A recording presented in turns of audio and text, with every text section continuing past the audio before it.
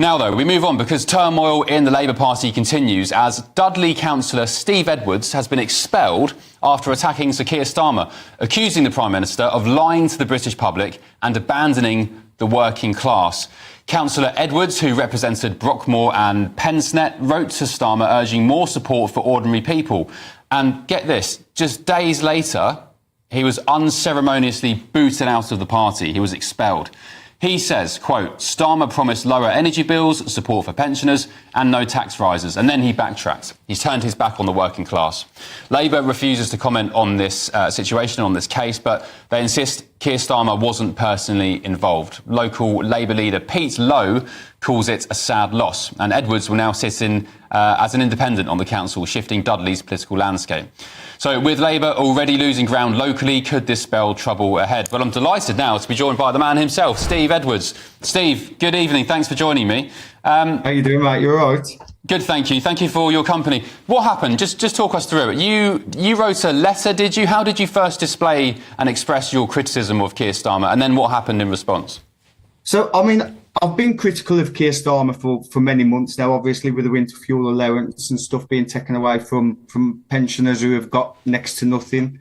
I think the cut-off point was about £11,000 income, which we can't expect anybody to live on £11,000. In fact, the minimum wage by the government states that we can't expect anybody to live on £11,000. So obviously I voiced my displeasure with that. And I had a little bit of a telling off from the regional party saying I shouldn't be trying to embarrass the government, where I said, look, it's the government that are embarrassing me, not me embarrassing the government. How did you do it, Steve? Was it on Facebook or did you write a letter? How did you do it?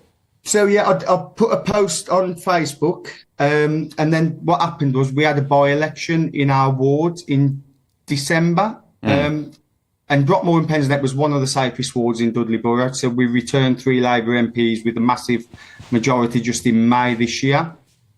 Then come December, we had to have a by-election for various reasons. We come third behind the Conservatives who came first and Reform who came second. Everybody on the doorstep was saying to me, look, we're going to vote Reform. Like, that's the way we're all going now.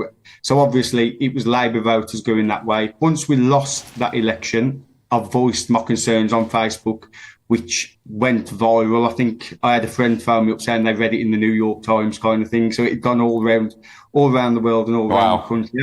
Actually, I think you guys wanted to interview me at the time, but I voiced my opinion. I was like, I'm just going to leave it now. But as things have just gone on, it's just got worse. the government's got worse, you mean, Labour? Yeah, and Starmer's got worse. I mean, we've seen today with Andrew Gwynn getting sacked. I think they've got rid of him as if he's the problem. Well, actually, he's the creme de la creme for the Labour Party. He's rose to the top because he's Starmer's man kind of thing. We can't look at... Sorry, go on. No, sorry. You can't look at people like Andrew Gwynn and what he's saying with the racism he's putting out and, saying he wants old age pensioners to die before they can vote again. When, what did Starmer think taking the winter fuel allowance away from old age pensioners is going to do? So you went on, you expressed your dissatisfaction with the way things were going. You then had a warning from your local party chairman, was it, saying, don't criticise the government, you could be in trouble here. Then when did you find out you were expelled? How did that go down?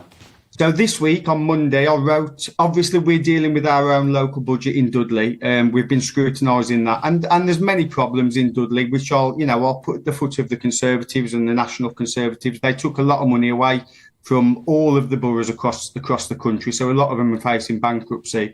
But one of the things they're doing within Dudley Borough is they're putting up council tax. Now, Keir Starmer made a promise last year that council tax would definitely not be going up. Yeah. So, I voiced my opinion in a letter which I wrote to Keir Starmer and sent to Keir Starmer on Monday, and also emailed it to Keir Starmer saying, look, yes, the Tories are at fault for various things, but you promised you were going to help and you aren't helping us. So what are you going to do about it? And 4 days later, I had a letter saying my membership had been revoked. So hang on, let me get this straight. So you emailed Keir Starmer personally, yeah, and then 4 days later you had your Labour membership revoked. But the party, yeah, Steve, say that Keir Starmer had nothing to do with it.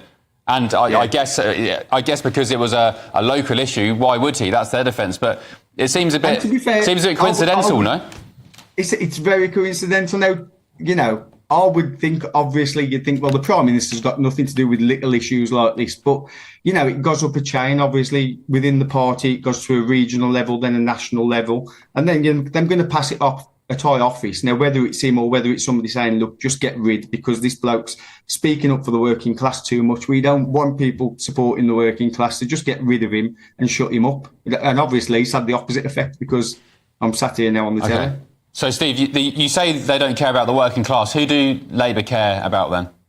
So, it's another man, isn't it? It's another establishment stooge. It's another multi-millionaire who claims his dad was a toolmaker, so that makes him working class, when really they've got no understanding of what the working class is. I mean, unfortunately, within all of the parties at the minute, we're led by rich people. I mean, where are the people with the normal accents like this? Where are the people who've worked in the factories? You know what I mean? We've got to have a voice around the table, but they just want to get rid of any voice. All right, Steve.